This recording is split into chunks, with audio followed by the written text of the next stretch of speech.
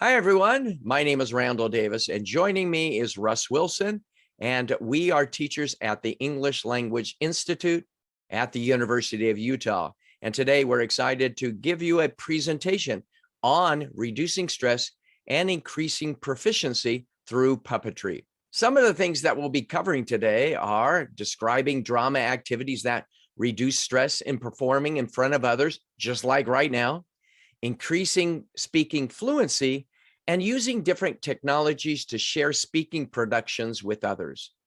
As part of this presentation, we'll be talking about how to do different types of drama and puppetry activities, either in a course or in the slide that you see right there, that picture, a one-day workshop, or really it was done in one single hour. And we're going to be talking about several different possibilities of creating these type of activities for you and your classroom.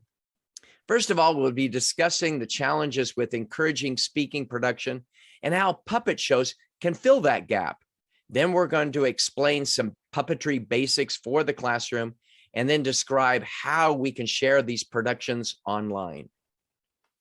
So I'm going to turn the time over to Russ to describe how these type of activities fit within a course, and we'll talk about how you can accomplish this in one single hour. So Russ, why don't you share some of your thoughts on this particular topic? Sure, I'd be happy to. Well, as you can see the schedule on screen, we have often incorporated this into our Fluency in American English course. Now, if you've ever taught any kind of listening speaking course where students have to do some kind of performance or demonstration, presentation in front of others, this can be an anxiety-ridden experience for many of the students, especially at first. We've found by ramping up to that kind of activity through less stressful types of performances that the students have a much more positive experience. So as you can see, we have an 8-week program. And at the end of that 8-week program, the students are performing in front of others. Generally, they're very comfortable doing so because we've ramped up to it. And part of that process is puppetry. Usually we put that into our second week, one of the first things they do in front of an audience. And we'll talk in a minute about why that's there and how it helps. And I think that's important that you point out this is part of a 8-week course, but we're going to be talking about ideas on how you can implement it in one single hour. So there are a variety of possibilities. So let's talk about some of the background, drama, puppetry, how it benefits the classroom and so forth. Well, just drama in general can help students in a lot of ways because they are practicing a lot. That's part of the inherent characteristic of drama is practice. So they're working that in. It's also interaction. And so they're using their English in authentic ways as they discuss what they're doing and so on. And it also activates lots of different types of learning styles and intelligences. So let's go on. Why puppetry? Okay, well, first, puppetry can help lower the affective filter. And that was something I was alluding to earlier. Partly because students can feel that their puppet is the one being judged, that the student is protected in two ways. One, because the audience is paying attention to the puppet specifically, and the student who's performing can relax some of their inhibitions and worries because everybody's focusing on the puppet. And another one is because the student is not being seen by the audience. They're behind a stage. And so they don't feel like they see the audience's eyes on them. And it really helps many of them to relax, especially when we tell them, look, nobody's going to see your face. And a lot of them just visibly relax. And then they carry that through the whole activity and on through our semester. Absolutely. And how many of us as teachers would like to be able to use a puppet instead of presenting in front of the class, especially when we get nervous and so forth? So certainly I know what you're speaking in terms of students, but I think that would affect all of us, no matter what situation we find ourselves in. Right. Right. And another benefit is the kinesthetic aspect of puppetry. Puppetry is inherently a kinesthetic experience. So our kinesthetic learners will often respond very well to that. But kinesthetic learning benefits anyone with any type of dominant learning style. So it's good to have that aspect in it. And it also helps them to pay attention to the puppet in a new way. And really, they're paying attention to themselves in a new way. And because there's this kind of fusion and yet separation between the puppet and the student, this separate dimension allows the student to see and notice things about what they're doing that they might not otherwise notice. For example, we had a student who, with a skit that we had assigned, we gave the students a script to practice without the puppet at first, so they could read through it, ask questions about pronunciation, get kind of a natural rhythm and so on. So the students were practicing that. And this particular script had the word bank in it several times. And this student kept saying bonk. And we'd try to say, okay, say the word with me, bank. And the student would consistently say bonk. And then it was time for the students to grab the puppets, put them on. Student put the puppet on his hand, tried to say the words, and he said bonk the first time, looked at himself and looked at the puppet, realized, I just said bonk, I need to say bank. And he was able to do it because that kinesthetic connection and this sort of externality of the puppet allowed him to recognize his mistake and correct it. And I don't think people are really fully aware of that until you actually put on the puppet. Mm-hmm. And you see how much of it's an extra level of difficulty in a sense for a while until you get used to it. But at the same time, it's also a great way to learn about yourself. And I think we're going to talk in a few minutes about actual recordings and how that can benefit you, because I think if you have the puppet on and you're actually practicing, the extra benefit of recording it and watching it brings to life, at least it brings to the forefront of really what you're doing and that connection between the puppet and you and your speaking skills. Exactly. So let's talk about some puppeteering skills, actually, how those kind of work into it, because it's not simply a matter of just putting a puppet on your hand and then going from there. Let's talk about some of these. Okay, well, the idea of a puppet is basically to create the illusion of life. And an important part of that is correct hand movements. So generally, the natural instinct of someone who puts a puppet on their hand is to use their fingers more than their thumb to make the puppet talk. Okay, that seems kind of natural. However, I always do that. Yeah, and it's a natural tendency, and no one can be blamed for that. It's what we do. But as a puppeteer, you learn that that's not how you do it. So I've brought my friend Ollie here to help with that. So Ollie, would you please demonstrate what it looks like when someone uses their fingers instead of their thumb to make a puppet speak? Oh, I don't like it. Well, please just do it they need to learn this, okay? All right. Okay, just say, hello, how are you? Hello, how are you?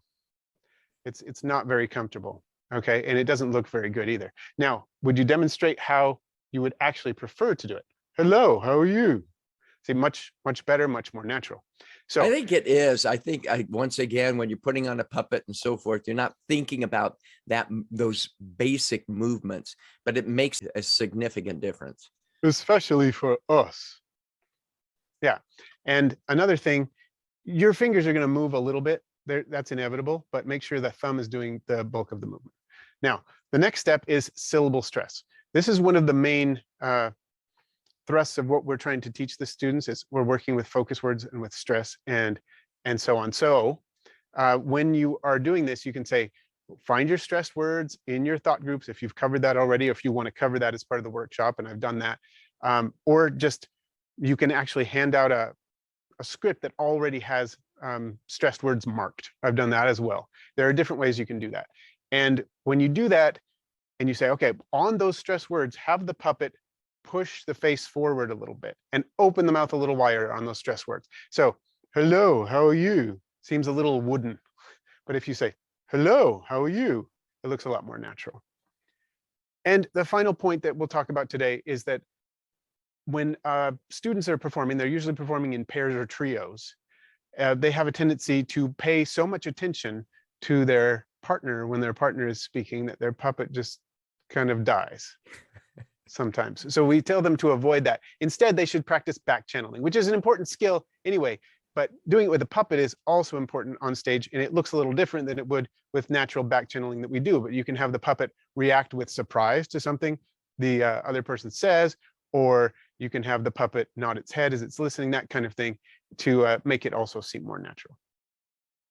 If I could perhaps have a really brief conversation with Ollie to actually show some of those particular skills. Sure. So, Ali, where are you from? Well, I'm from East Elsewhere. Oh, wow. And so what do you do?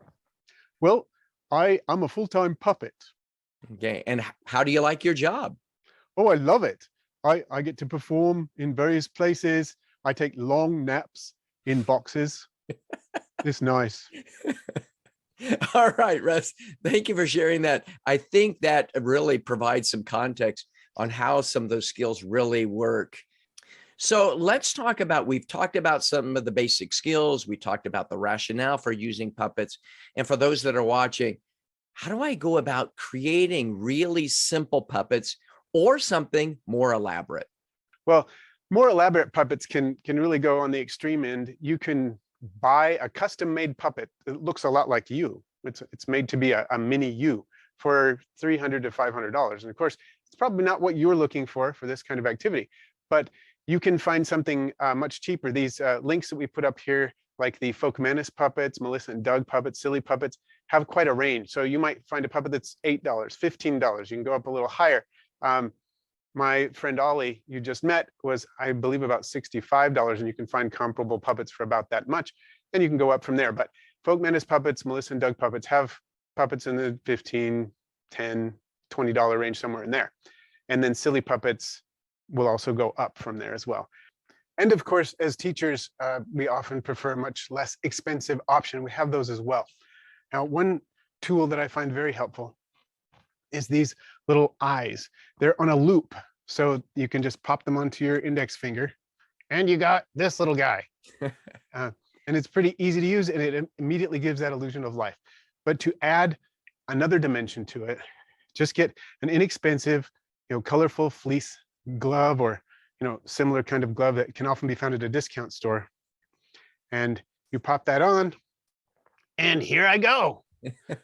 Hello, how y'all doing? And that just gives a really simple option rather than relying on more expensive, different puppets. It really gives it really gives teachers options to do it. All right, thanks for sharing those. Now, what I'd like to talk about is some recording and sharing options, and there is certainly a variety of possibilities. The pictures that we're sharing right here were from the 1-hour workshop that we did with a group of students at the English Language Institute. Russ led that workshop in which students were able to practice some of the skills. You can see the backdrop, and to the right, you can see the actual recording device that we used. We used a wireless microphone. I'm going to share that in a minute. And so first of all, do you need to actually do recordings? Well, the answer is no. I mean, you don't have to do any recordings at all if you're just doing it in the classroom. But if you want to share them, or if you want to use them for self-assessment, self-reflection, you can do this. So first of all, well, in this particular case, we were using an iPad, but you could use a webcam, or you could just use a regular phone. It's, there's not the need to actually buy expensive equipment for this. We were in this particular workshop using right here, it's the Find a wireless microphone. It's a great setup where we clip to the back of the backdrop, and then we actually plug the receiver. This actually has an attachment where you can plug it into your iPad or your iPhone. It makes a wonderful option. Or you don't even need to use that. You could just use the internal mic of your camera. For editing options, you can use iMovie or Screen-O-Matic. Screen-O-Matic is an online service that it can be used for a variety of different platforms. I'm using that to do some of the editing for this. And as you see, it says the Lightning USB cable, and that particular device is used to connect your iPad and so forth to the actual receiver. Again, you can find more information using that information there on the wireless microphone. And then once you do the recording, then you can share it in a variety of ways. You can share it through Facebook. We've done a number of projects using Puppetry to teach idiomatic expressions on our program's Facebook page. Again, that is our website is eli.utah.edu, and the Facebook page actually shows some of the examples that we've used. Certainly you could do short clips for Instagram. TikTok is becoming very popular, or just Zoom. You can create different drama productions in Zoom as well. So a variety of different recording and sharing options just from a camera to other type of recording devices and microphones as well. To wrap up our presentation, what we would like to do is share 2 short video clips with our students that we did in this 1-hour workshop. And Russ, could you preface some of the things that the viewers are going to see in these 2 video clips? Well, for one, listen for the natural sounding speech, and listen for the focus words in their thought groups. And as you listen for those, see the correlation between the puppet's movements. Specifically, the girl puppet with the dark hair here is going to be really excelling at going forward, moving the mouth forward and opening it wider on the focus words, and showing that she's grasped this idea of creating the illusion of life and weaving those elements together. Oh, I bet some rich person lost it, and he won't even notice that it's gone. Well, you'll never find the owner.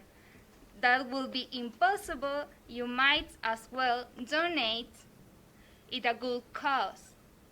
Now let's look at the second video clip. Talk about this one. This one, I think it's pretty impressive how natural these sound. Once again, the focus words are really clear, but particularly the person operating the dragon puppet sounds extremely natural. It's hard to even tell where that student would be from. I've been looking for you. Really? Oh, you have? You never answer my emails. You never answer my calls. I've been busy, very busy. What have you been up to? Why so busy?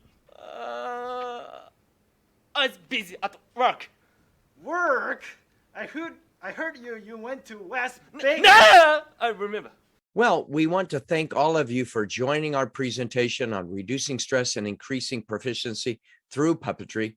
Certainly, there's a variety of things that you can do. As we mentioned, it could be part of a longer course, or it could be a 1-hour presentation as well.